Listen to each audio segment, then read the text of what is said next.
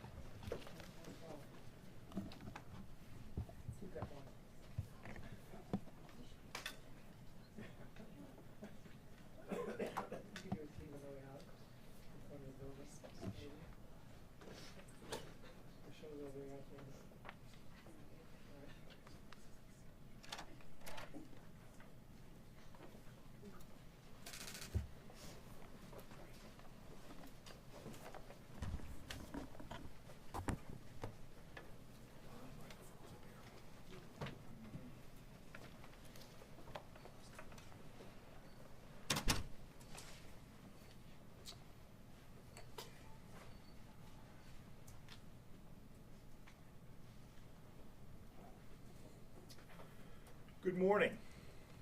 Today we are here to announce charges against 14 violent Minneapolis gang members. This is the second round of charges against Minneapolis gangs as part of our ongoing violent crime strategy. These charges, including illegal possession of fully automatic machine guns and other firearm violations, along with fentanyl trafficking, represent another step forward in our effort to reduce gang violence and increase safety in our neighborhoods and communities.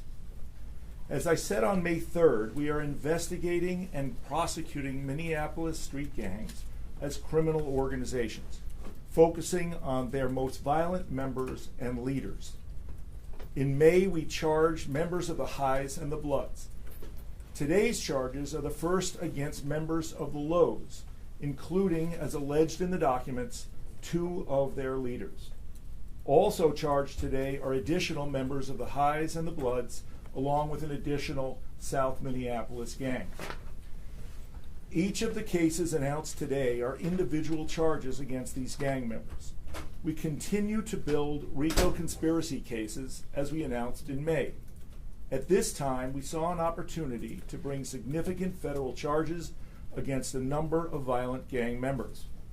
While we build larger RICO cases, we are also leveraging our federal, state, and local resources to act swiftly and take violent gang members off the streets in the short term.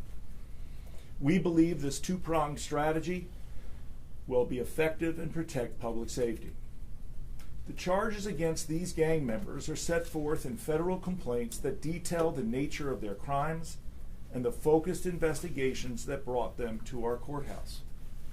The charges present a chilling picture of the violence inflicted by the Highs, the Lows, the Bloods, and other gangs on our city's streets. As described in the charging documents, gang members use deadly automatic machine guns, engage in beatings and armed robberies, and plan revenge killings for the murder of their fellow gang members. In a number of cases, the guns possessed by these gang members were traced to prior shootings. To put this picture in perspective, let me provide a few examples from the charges we announced today.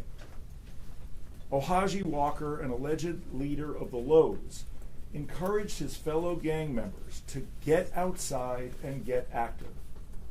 That's a quote, "Get outside and get active." A call to commit acts of violence.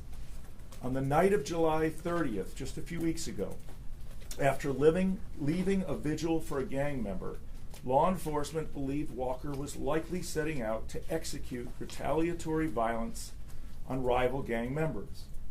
Instead, he was thwarted by law enforcement, arrested, and charged federally with illegal possession of a ghost gun with an extended magazine. Shannon Jackson is alleged to be another high-ranking member of the Lows. Jackson's criminal history includes aggravated robbery convictions, and he was identified as a suspect in a Minneapolis nightclub shooting. As part of our violent crime strategy, Jackson was recently arrested on federal charges for possession of fentanyl pills and a Glock fully automatic machine gun. Marvin Miller, a member of the Southside Tens gang, a rival of the Bloods, was taken into custody after allegedly shooting a fully automatic machine gun near a children's hospital in Minneapolis.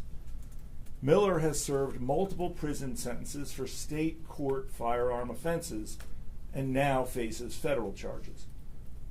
James Holman is alleged to be a member of the Emerson Murder Boys, a subset of the Hives. As alleged in the charges against him, Holman is connected to multiple gang shootings and drive-bys, including a fatal shooting that occurred on New Year's Day. When Holman was arrested on these federal charges, he was in possession of fentanyl pills, a fully automatic machine gun with an obliterated serial number, and a loaded 50-round drum magazine. Holman has prior convictions for violent offenses. This is just a snapshot of the violence we are working to address. Gang members possess dangerous machine guns and ghost guns to intimidate, threaten, and kill. All of us here today are focused on enhancing public safety by taking gang members off the streets. With me today are the Minnesota leaders of the FBI, ATF, BCA, DEA, and the Marshals Service, as well as our police chief and sheriff, who will be speaking next. Each one of these agencies plays a critical role in our mission to reduce shootings, fentanyl trafficking, and gang violence. My federal partners and I are particularly grateful for all of the work BCA investigators and analysts do every day to help make these cases. We are also grateful to the Postal Inspection Service for their intense involvement in our investigations and prosecutions. I also want to thank and emphasize the extraordinary work of the Hennepin County Sheriff's Office Violent Offender Task Force and the officers, investigators, and analysts of the Minneapolis Police Department. There can be no federal violent crime strategy without our state and local partners. I'm grateful to Sheriff Witt and Chief O'Hara for their close collaboration and partnership. As you read these charging documents, you will see the hard work of law enforcement officers from both the Sheriff's Office and the Police Department. They are saving lives. Fortunately, as Chief O'Hara will explain in more detail, violent crime levels in Minneapolis have begun to come down. We believe this strategy is playing a role in the reduction of violent crime in the city. However, as we saw last weekend, there is still far too much violence. A mass shooting in South Minneapolis, a fatal shooting in downtown, and in North Minneapolis, a Minneapolis police officer ambushed and shot. The violence from last weekend and the continued violence of gang members demonstrates that we still have much to do. So we will continue to pursue our strategy, both focusing on gangs as criminal organizations and building federal cases against the most dangerous offenders. Sheriff Witt. Thank you.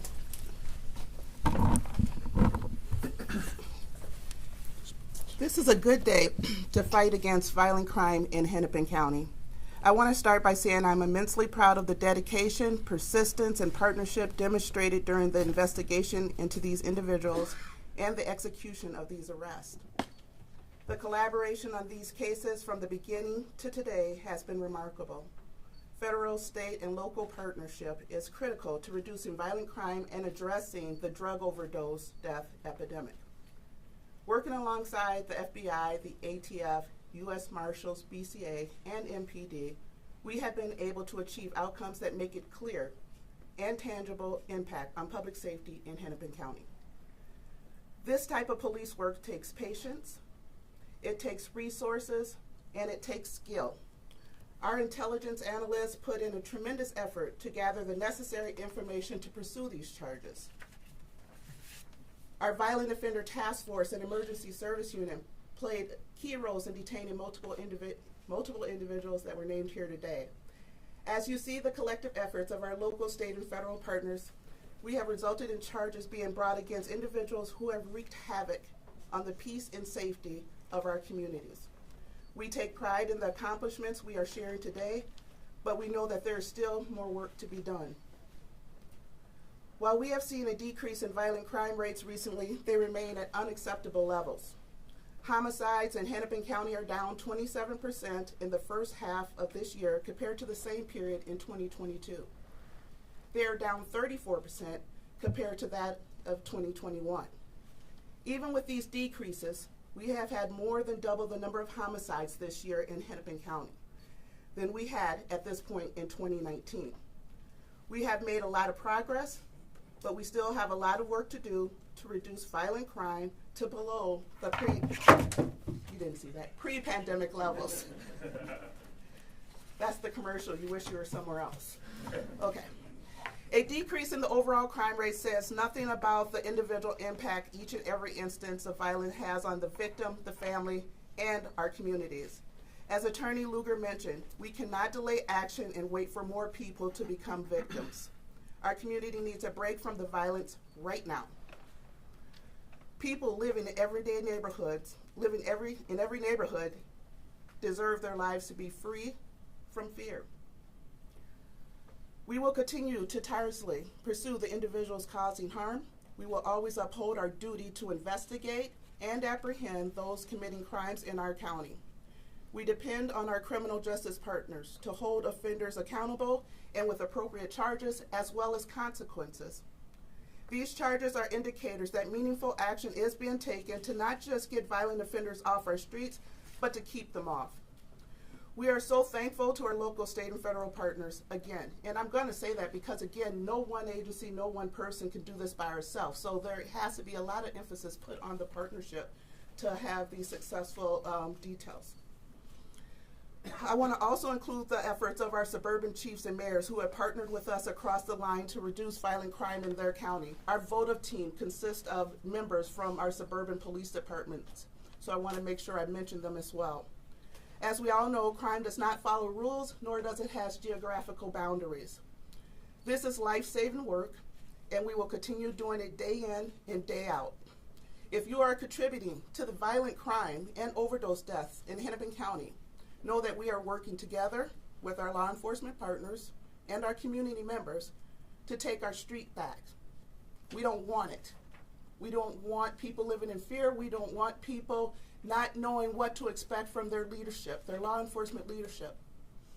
We are partnering with our community members to get the job done.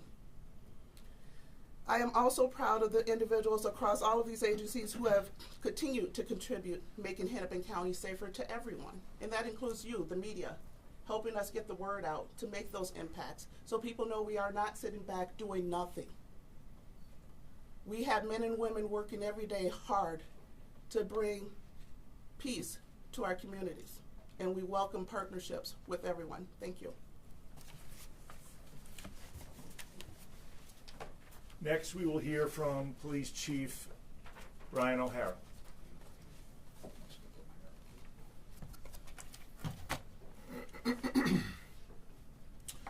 Good morning. First off, thank you, Sheriff, for your leadership, particularly around the Violent Offender Task Force from the Sheriff's Office, and a special thank you to the deputies of the Hennepin County Sheriff that are out there in uniform with us day in and day out. I want to thank everyone standing here with us, all these agencies, for their support of the Minneapolis Police Department and our work to keep all people in this city safe. Back in early May, when we announced the first rounds of these arrests, I stated that we knew that it's a small group of violent offenders that are responsible for the vast majority of violence that rocks our communities. And permitting that extremely violent criminal behavior to go unchecked is a public safety and public health crisis that often results in our most vulnerable residents being victimized. It was true then, and it is true now. On May 3rd, law enforcement agencies represented here today stated clearly that we would not allow for this violence to continue, and that more arrests and more charges would follow. We were serious then, and we are serious now. We will not allow a small group of violent gang members to continue to terrorize our neighbors. These arrests represent our commitment to reducing the tragedy and trauma associated with the violence that has plagued our families and our neighborhoods for too long. There is more to do, and we will continue our work. The positive outcomes we are starting to see are a result of the collaborative efforts of all of our law enforcement partners. However, none of this would be possible without the leadership of our U.S. Attorney.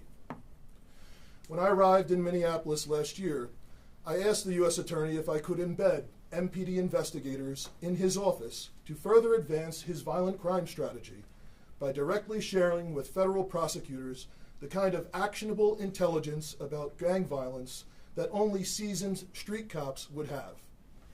And last week, I announced a restructuring of the MPD that includes a new table of organization.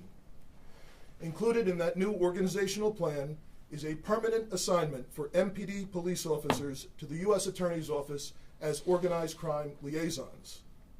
I did that because this model is working, and it is here to stay. These arrests won't be the last, and the work will continue.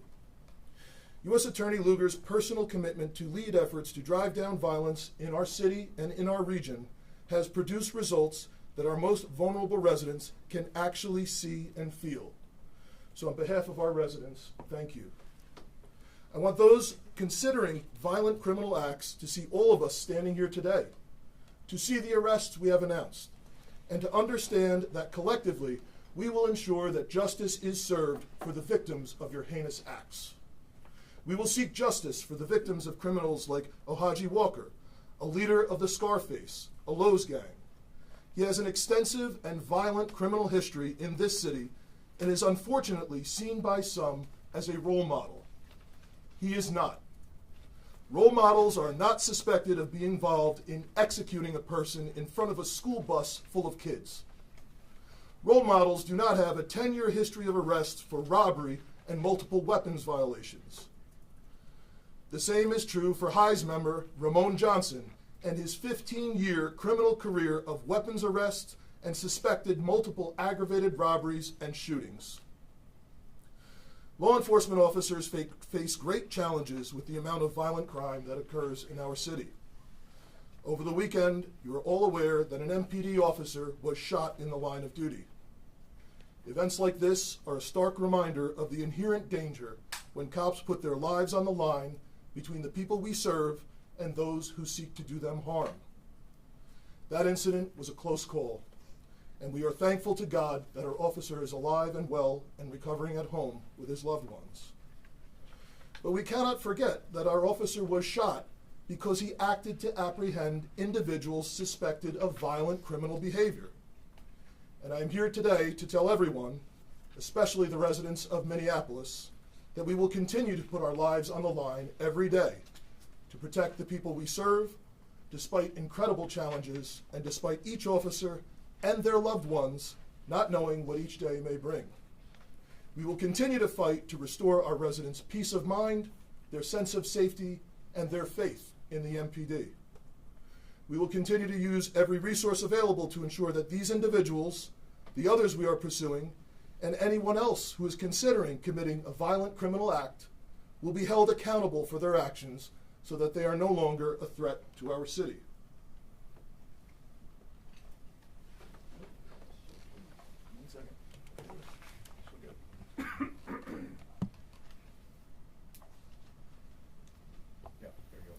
Because of the partnerships represented here today, I can say with confidence that gun violence is trending down in Minneapolis.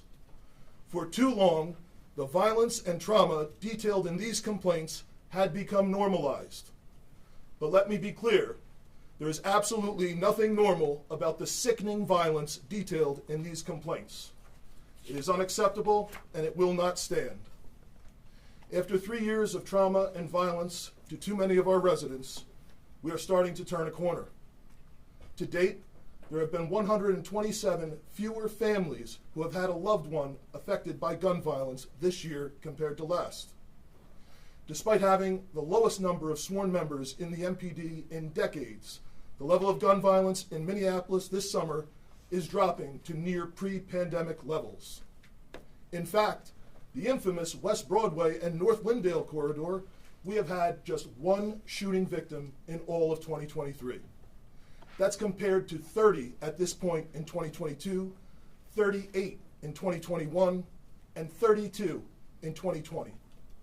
Even in 2019, there had been 9 at that area. That decline is due to the efforts of the members of the MPD and all of our law enforcement and community-based partners who identified a problem area and came together and addressed it. Together, we will fight to see further declines to ensure that there are even fewer victims in other identified problem areas across our city. But none of this would be possible without the incredibly hardworking officers of the MPD and this partnership of like-minded federal, state, and local law enforcement agencies. So again, on behalf of the people of Minneapolis, I thank you for your support.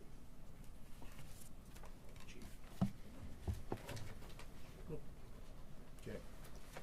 We'll take a few questions. If they're directed towards the chief or the sheriff, just say so. Start with Stephen.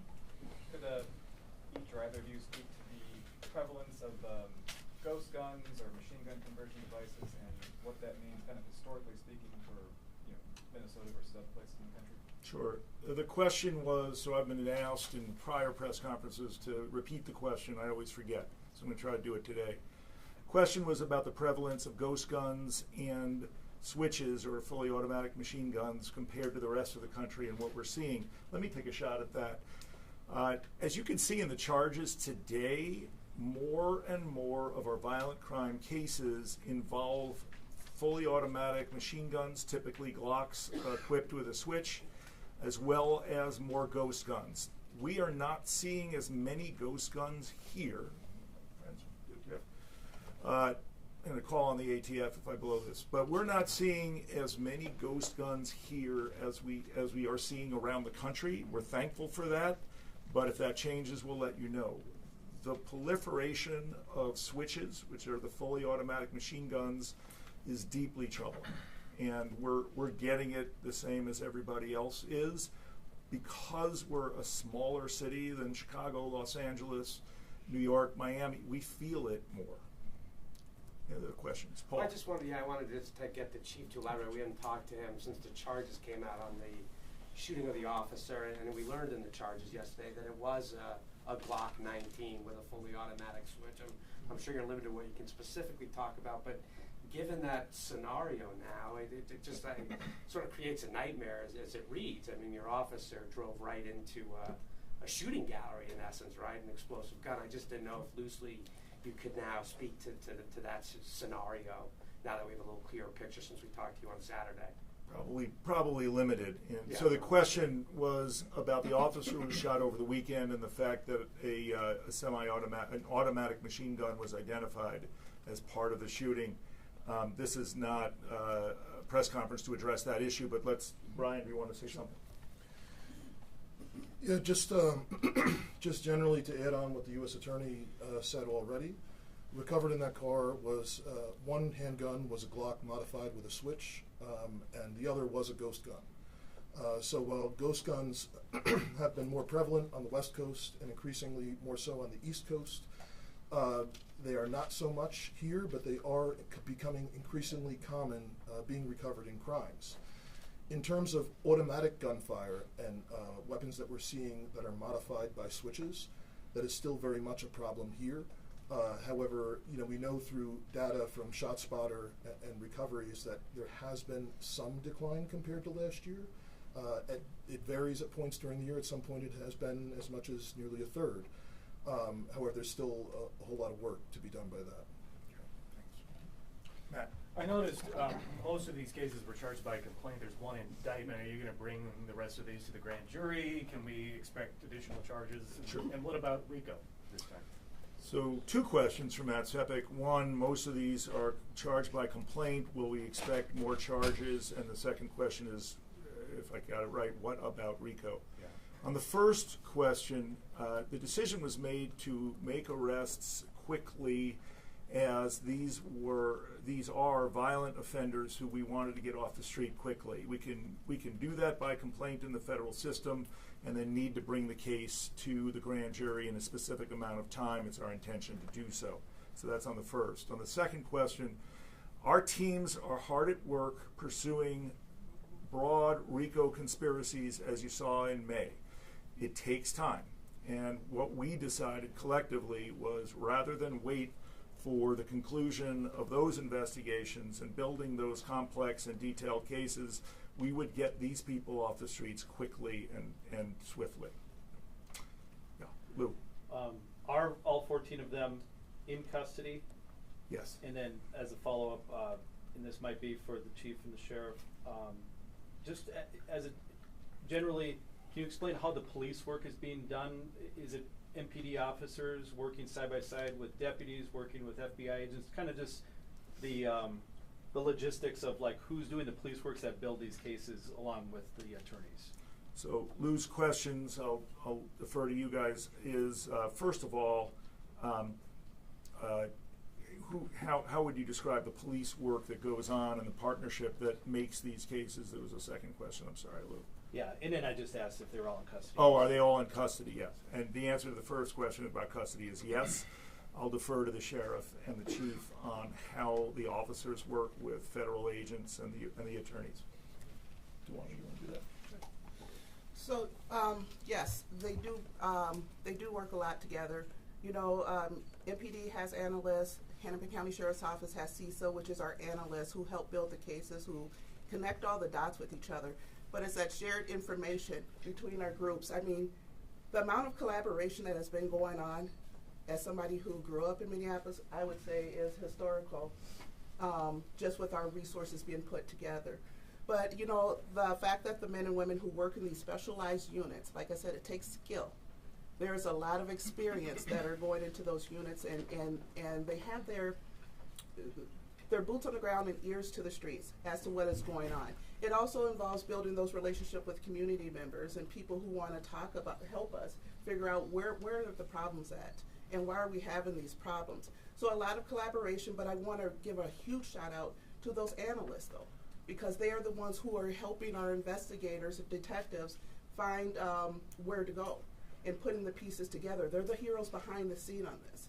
So, you know, it's not taking like blind shots, if you will, and just going out there and doing details. We do it with using data that's provided through our analysts as well as ShotSpotter and things like that.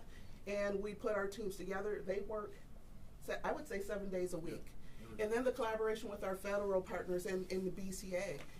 Again, I said it before, we all figure this out. We can't do it by ourselves. Everybody has some bit of information, and we are utilizing each other's skills and information to make sure that we have effective arrests and we're doing the right thing. So I don't know if you want to add to that, Chief. One thing I want to add is the way this works is the VOTEF detectives, sheriffs, analysts, and investigators, the MPD officers, detectives, investigators work closely hand in hand with each other, with the FBI agents assigned to these cases, with the ATF and DEA agents assigned to these cases, with the postal inspectors, and with the attorneys in our office who sit in a room and have real-time collaboration. A call comes in about a suspect, and immediately attorneys from this office who are working night and day on these cases are collaborating or sitting right next to someone who can help them put together the kind of search warrants and other process that we need to bring the case forward. It is seamless. It is like nothing I have seen before in this state, and I'm very, very proud of my people and all of the people from the federal, state, and local offices. This doesn't happen without a lot of people who care a great deal about public safety putting their heads together and making it happen.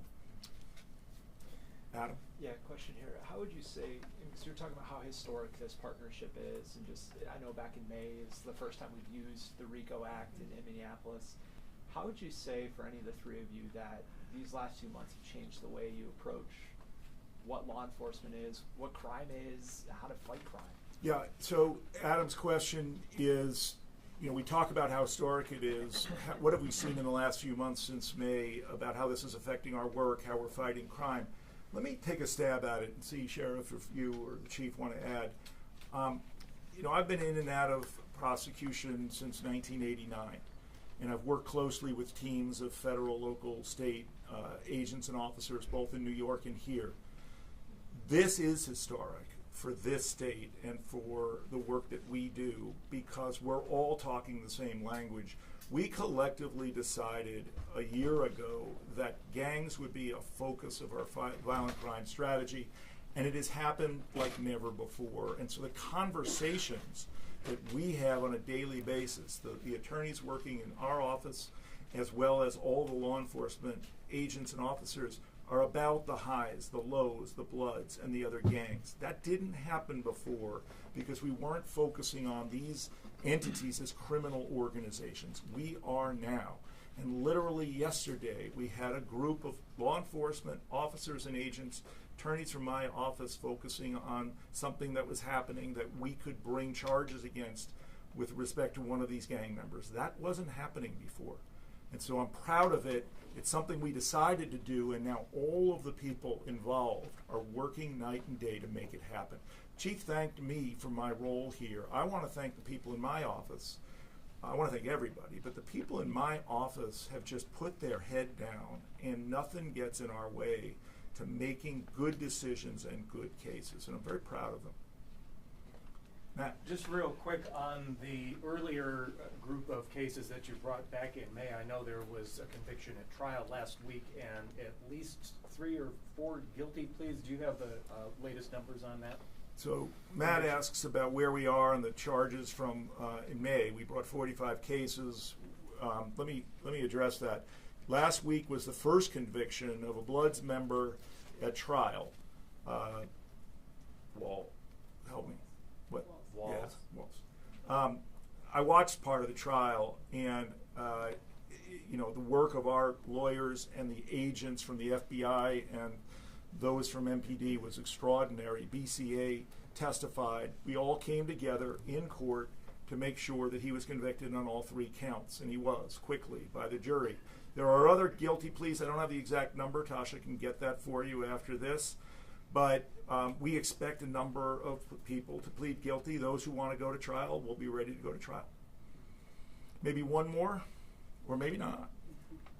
Oh, we talk about these numbers and stuff. I'm wondering if you guys have kind of figured out what percentage or what chunk of the murders that happen in Minneapolis are gang related. that's a tough one. You want to take a shot? Yeah, I mean, I feel it would be unfair to characterize it simply as gang related.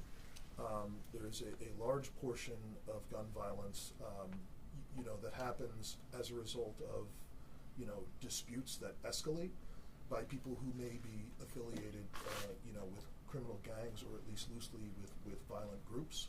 What I can tell you is, by and large, the same folks who are just as likely to become victims of a shooting in Minneapolis are those who are just as likely to commit a shooting. So let me close out with the following thought. We announced the gang initiative in May, along with RICO charges against the highs and the lows. As you'll see from the complaints, a number of the complaints in these cases and the charges arose after that time. We need this message to get out. We need people to understand how focused and serious we are. So for gang members, as Chief O'Hara said, who are out there thinking they're going to continue to commit these crimes, they will be caught and they will be prosecuted. We are focused, we are dedicated, and we will not stop until we have achieved our goals. Thank you very much.